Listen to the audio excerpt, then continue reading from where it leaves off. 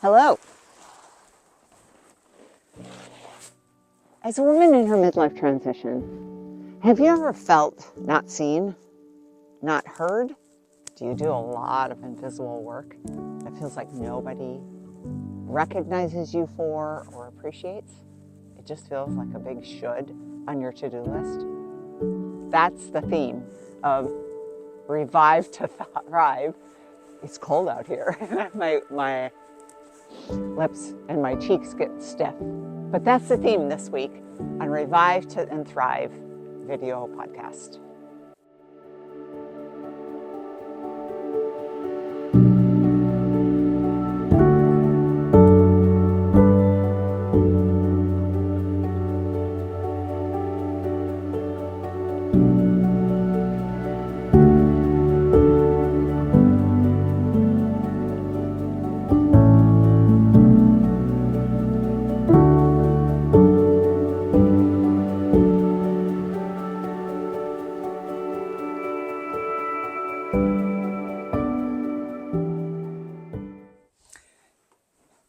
Hello and welcome back, and I hope that you enjoyed the intro to this video this week.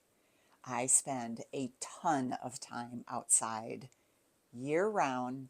Doesn't matter what the weather is doing, I am outside. I love the power of being in nature and what it does for myself. And it felt so appropriate to talk about or to be out in nature and do an intro to this video podcast this week, because we are talking about seeing the unseen. No better place to be than to be out in nature, and not just what you see with your eyes, but what it feels like to be in nature and actually what comes up in you spending time out in nature. So let's frame the idea of being unseen. What does that mean? And what are we going to talk about in this podcast this week? So the unseen are truths about ourselves that we aren't always willing to admit or see. And the little secret is the truth about who we really are. All of us, the good, the bad, and the ugly, is exactly where all of your gifts are. Igniting some self-curiosity. So how do we find that? The number one question that I work with a lot in my one-on-ones, in my private coaching, is what do I really want in my life? Like, so many people don't know how to answer that question. They have no idea. And secret tip number 2 is it is not out there. So get off the internet. Let's go inward to see the unseen. With all of that, you will begin to explore, or we will begin to explore, some hidden layers of ourselves. Again, this is where all the magic, all the gold lies within, not without.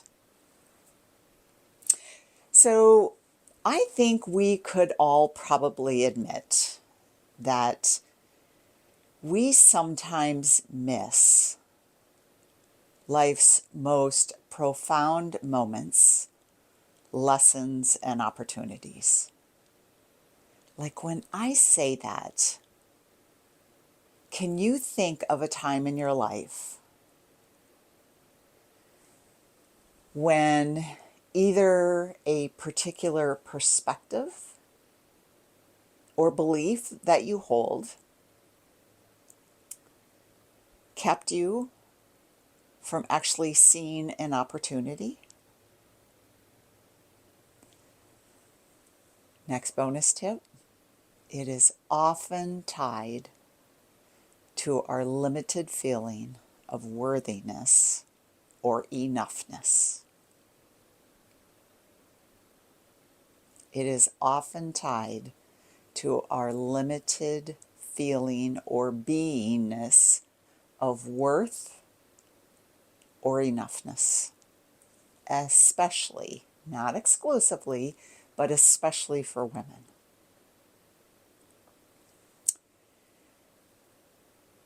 Women are very good at multitasking. Would you possibly agree to that? I know I have been very good at that. And at some level, I have felt very proud of that aspect of myself because I can get so much done. Although, I tell you, when I went through midlife, there was no multitasking. Like the more I multitasked, the more stress I felt, the more overwhelm I felt, the worse I felt. And literally, physically, like the more I felt my hormones go on a roller coaster ride, the more I felt my monthly periods get worse and worse and worse, the more I felt hot flashes. And I tell you, I can directly relate them to who I was being, what I was doing, and how much I was doing, how much multitasking I was doing.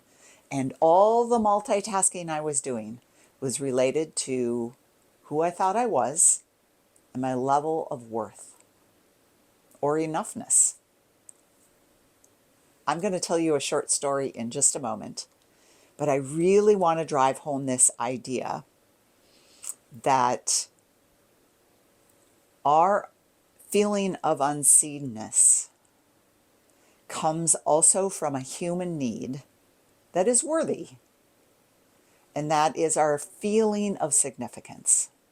When we don't feel significance, when significance is not met in our life, we then jump into following or being drug around by the ego and feeling unseen.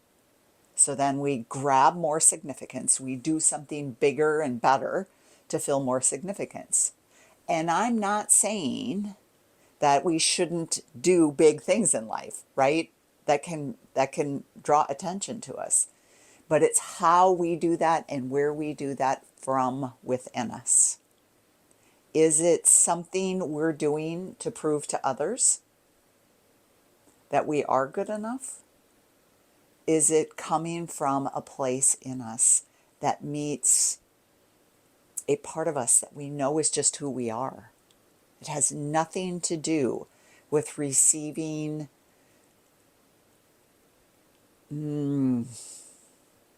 significance or receiving, what's the word I want? We want to receive from others acceptance. Now, there's a need for acceptance in our life. But when we're grasping for acceptance, or we're doing something to prove to others that we're good enough, it never works. Never. And it gets highlighted. This feeling gets highlighted. It awakens you. It's nudging at you during your midlife transition.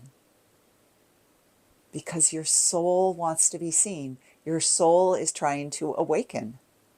Like, this may make no sense to any of you watching this, but I literally think that when I was in the midst of my midlife transition, that my soul wanted to be seen, wanted to express itself so badly, and I suppressed it so much that all the things I was feeling emotionally, physically, spiritually, had everything to do with that. Here's the story I want to tell you. So I graduated from college to be a registered nurse, and I worked as a registered nurse for about 20 years. There were parts of it I absolutely loved, and there were parts of it that I didn't. So I left the nursing field or medicine, and I opened my own yoga and Pilates studio, and I did that for a period of years. I closed the one where It was a large studio, which I dreamt of wanting for many years. And then I did it and realized, this isn't exactly what I'm looking for either. But this was a part of me that needed to see this through, because it was such a deep desire to realize that I can have a brick and mortar business and I can be successful. So there was a part of me that needed to go through that. And eventually what was revealed to me is I don't really want employees, for example.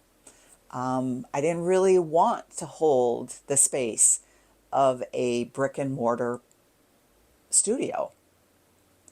There was something inside of me that wanted something different. Okay, here's where the story begins. So I closed the brick and mortar store, but actually I took everything. I was at that point, I was a yoga teacher, I was a Pilates teacher, I had all the Pilates equipment for my studio, and I decided, oh wait, that's not enough. I really want to help people in pain, because that's what I was seeing a lot. And I actually was seeing a lot of women at this point in their life, the midlife transition, with lots of body aches and pain and issues. So I decided to go back and become a yoga therapy teacher, and that wasn't enough. Then I decided I needed to be an Ayurvedic teacher or practitioner, and that wasn't enough. And really what I realized is all these things that I was reaching for outside of myself was me with this desire of significance. And eventually I awoke to this idea that I was working harder at this than all my clients. Yes, of course, they got relief. I had many successful stories I could share. But what got my attention were all the people that, although they said they wanted to get out of pain, they actually were or identified as the pain, and they couldn't see it. So what I realized is so much of what we hold in our bodies that actually shows up as pain is a message, absolutely 100%. In fact, the cliche is in Pilates, if you don't listen to your body whisper, you're going to have to hear it scream, because there are messages way before the pain. So what I realized was I was working harder than they, and it was because I couldn't see myself. I was searching for the being seenness, the significance. And that brings up something really emotional. It brings up something really vulnerable for me to share with now the world. But when I noticed it, then I realized I had the power to change it. And so my journey began. I certainly couldn't do it by myself. I journaled, I meditated, and all of those things are still part of my life. But I needed someone to point out to me what I couldn't see. So I studied shamanism and had a mentor along the way that pointed out a lot of things to me. It was tough love for sure, but I asked for it because I could feel that I had sunk to this place of thinking that I needed to prove myself, that I needed to be something that I really didn't want to be for others. And that kept me from really being myself, my true authentic self. So I've created a PDF, a free PDF guide that asks some really great questions and gives some really great tips to actually exploring your personal journey of being seen and what it means to you. What kind of questions can you start to ask yourself? So at the bottom of this video, click on that PDF. It'll take you to a place where you can download it and get started on exploring this yourself. Hey all, so I am back. I was editing this video and the camera I was using wasn't in focus, so I am re-recording this.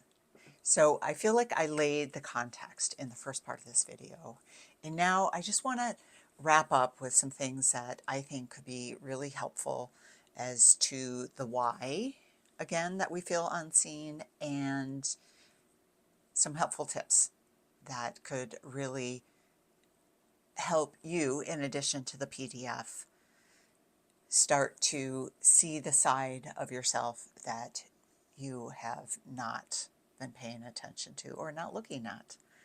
It's a really common thing as we become adults and we go through that stage in our life where we have a career, or we're a stay-at-home mom, and we just become really busy in life trying to create a life, to do the thing, buy the car, buy the house, buy the lake cabin, whatever it is that you desire. And we start to ignore, push down, even suffocate that part of ourselves that it is really just dying to be seen and heard in the second half of our life, this midlife transition that I'm speaking to. The societal conditioning, the survival instincts that we are really playing a part of in our younger years also sort of suppress the very special uniqueness that each of us are. And that is one of the things we begin to feel when we enter midlife, and it knocks on our door really strongly. So in moving on to,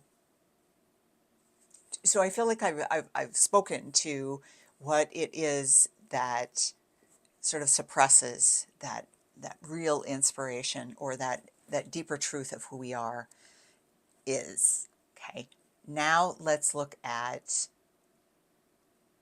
like the emotional and the psychological perspective of this. Again, as we go through life, we will carry with us beliefs.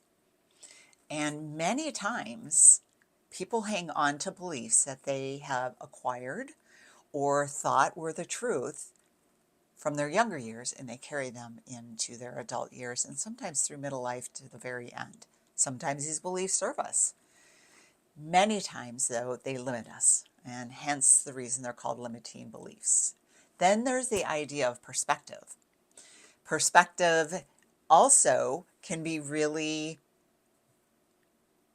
sheltered, is a word that's coming up for me right now, and it becomes really narrowed when we just live in the smallness of our own world around us, and we don't expose ourselves to things that maybe we might say we disagree with. I think it's really important to look at different perspectives, right? And some people are very good at this. It's when that emotional aspect comes up that offends us, that triggers us, that we want to become defensive or we want to hide from it.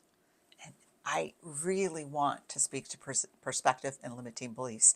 These are two of the main things I work with people in doing, either my online courses or my one-on-ones, is to really get them to pause and look at how their perspective can go from ordinary, like this path that they're on, that they know is, there's something more, to really extraordinary. Is that easy? Not all the time. Sometimes it comes to people quite easily, and they're ready to make the shift, and they do. But there's often a practice that goes along with this. So let's talk about taking our perspective from ordinary to extraordinary, to the place, to the deeper truth of who you really are. So how do we do that? Okay, the first one is called empowerment. It's not always my favorite word, but it's coming up for me right now. And here's what I mean by empowerment. When we start to see obstacles, roadblocks in our life as opportunities, everything changes.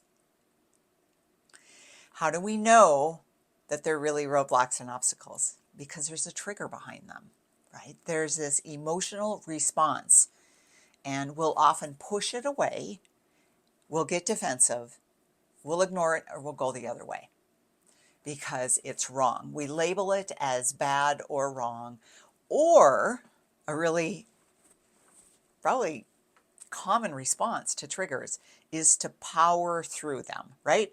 I have this obstacle in front of me and I'm going to do everything I can to push it out of the way. And instead of seeing the opportunity in the obstacle. Number two is gratitude and appreciation.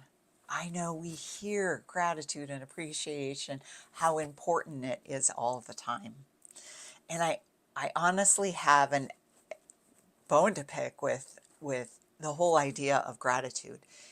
Here's what I mean by that. Of course, being appreciative for what we have in our life is absolutely amazing and powerful. But there is such a superficiality, and this may upset some people watching this, but I think there is a strong superficiality to that so much of the time.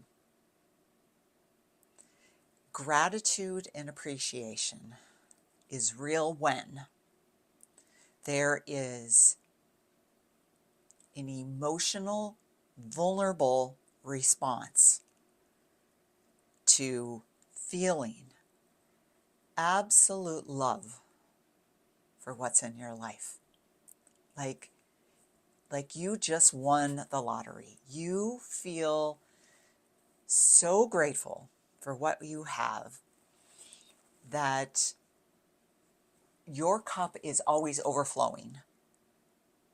It's not at this place where it empties a little bit and we have to go fill it. No, we feel gratitude and appreciation for our life so much that maybe we don't even need to journal about it because it is just so innate. It is so visceral for us to feel gratitude that it evokes an emotional response in us.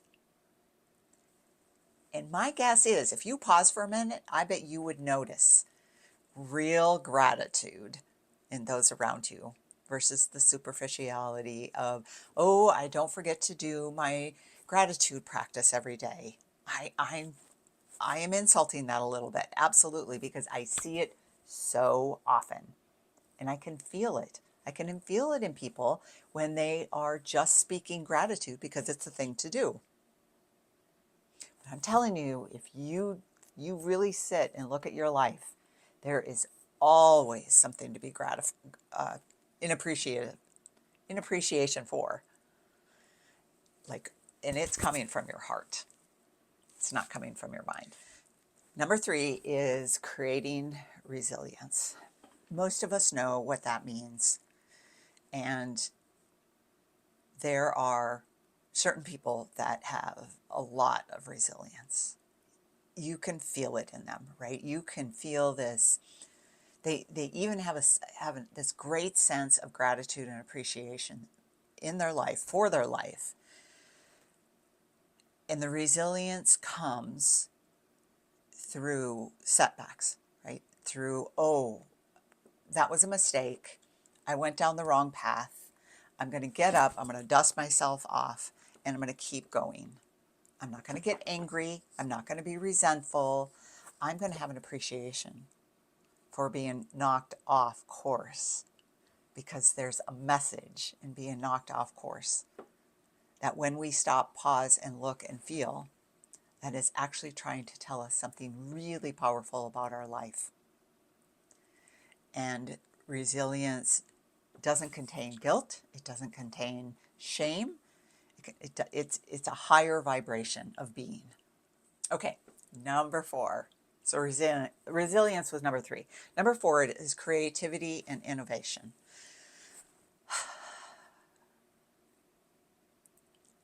I love, this is my favorite one.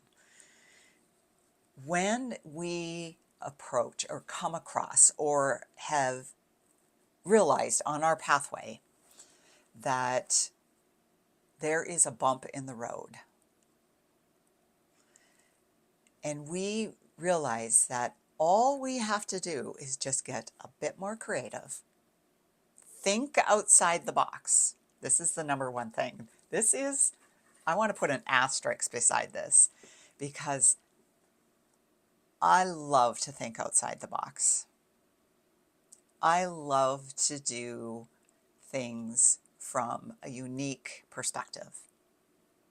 And in fact, I think I just told you that when filming the rest of this podcast, I had a different outfit on when I started filming this.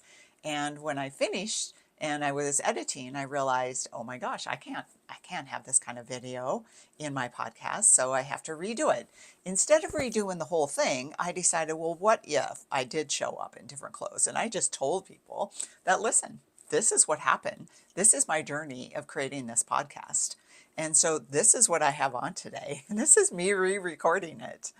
And instead of, cowering behind everything being absolutely perfect, I just want to get out my voice, and I want to share with you my journey. And I want to share with you the extraordinary way of living life and seeing setbacks as a way for you to be innovative and creative instead of feeling resentment or anger, or there's just this little bitterness. That's what I'll see sometimes in people. And I can't say I've never not felt that, of course, but when you notice a bit bitterness, when you feel this little bit of resentment, there is something deeper under that that absolutely can change your life if you're willing to look at it. Favorite one, let's put an asterisk beside creative and innovation. Okay, next we're going to move on to mindfulness and presence in the now. Again, we all have heard this. I know. I'm not saying anything brand new to you. I'm just going to repeat that being present in the now, being mindful of what is happening to you in this moment, is way more powerful than dragging the past and using the past as a crutch, or always thinking about the future, because neither one of them are here anymore. The past is gone. You get today to recreate. You get every day to recreate, and the future isn't here. So the more mindful that we are in this present moment, the more we create a future that we actually desire, that we actually want, that is actually conscious and is built through our innate, intuitive awareness. Love this one. Love the presence of now.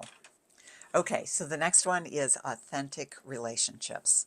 I shared earlier in this video how when I was training one-on-one with through yoga therapy and my Pilates training, I would create this whole program for people that just felt so nurturing. And I did create pretty beautiful relationships with people, and I did change people's lives, and it was so gratifying and fulfilling for me to do that. And then I realized I was working harder at it than they were, right? So there was this relationship of me overgiving. I was always emptying my cup. Instead of giving from the overflow of my cup, I was emptying my cup. I'd have to go home feeling exhausted, trying to figure out yet another way that I could help somebody. And it just exhausted me. It just wasn't working anymore. I felt overwhelmed. I felt exhausted. And then I started to realize, of course, after I really started to do some self-care, some self-awareness, and some self-consciousness training, which is what I've been doing the last 5-6 years, did I start to begin to realize that having empathy for, I'll just take the clients that I was working with, having empathy for them is one thing. But going above and beyond that and thinking that I was in charge of changing their life, and I know we can all get this on an intellectual basis, but I'm going to tell you, women are nurturing beings. And I am all for that. I'm all for nurturing other people from this full place in us, from this overflow in us, not from this emptying or the shoulds and I betters.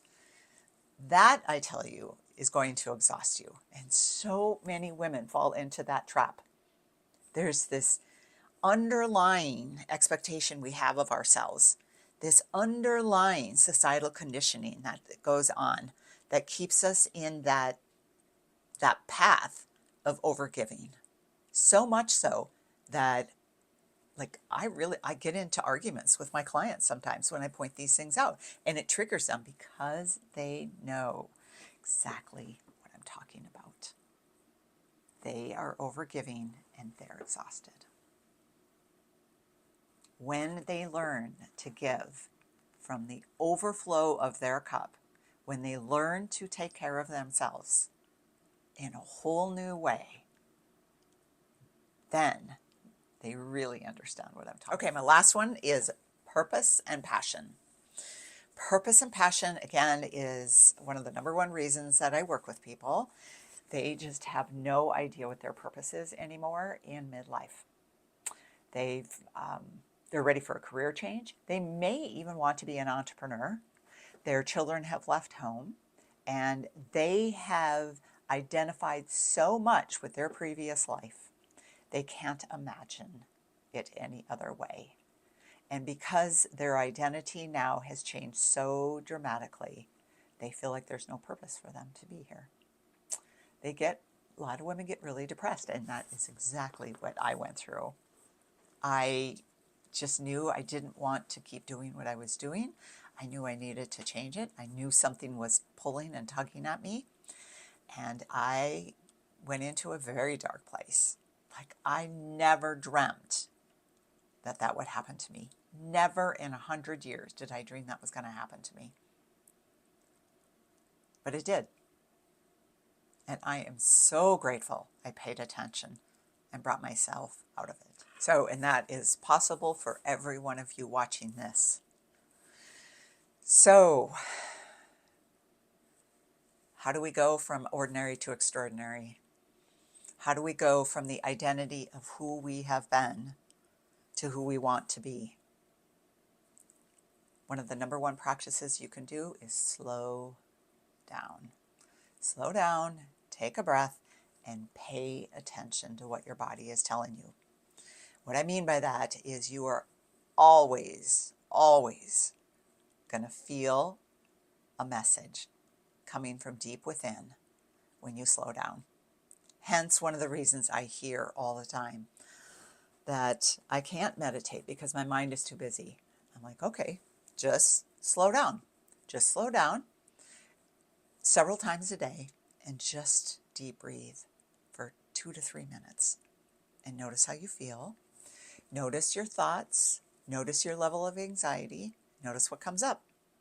It is a practice, no doubt, but slowing down, practicing getting to know yourself within is the number one way to accomplish all the things that I just spoke of earlier. We have to slow down. We have to practice gratitude. We have to get really curious, and we need to be really truthful with ourselves and be willing to express ourselves in the way that we really want to be, in the person who we're becoming, because there is no doubt that midlife is a calling. It's a calling to wake up your inner world. So I mentioned some of these things in the PDF that is below this video that I hope you will download and check it out. I'm always open to questions, and I would love to hear your comments. In wrapping up this video today, this podcast, I want you to really pause and ask yourself, what is waiting to be seen in your life? What is underneath the unseen that is nudging at you? And I would like to read this one last paragraph for all of you before we go. Here it goes. Life is filled with magic, wisdom, and wonder. But to see it, we have to slow down. We have to ask new questions and trust that there is more to this world than meets the eye. The unseen is waiting for you. In fact, it's probably nudging you right now, maybe the very reason why you watch this video. It's time to notice it. And with that, I wish you all a beautiful day. And if you have any questions, please, or comments, please mark them in the comment section below. I wish you a happy holiday, and I look forward to seeing you in the next podcast of Revive and Thrive. There is so much more to come. Bye for now. Mwah.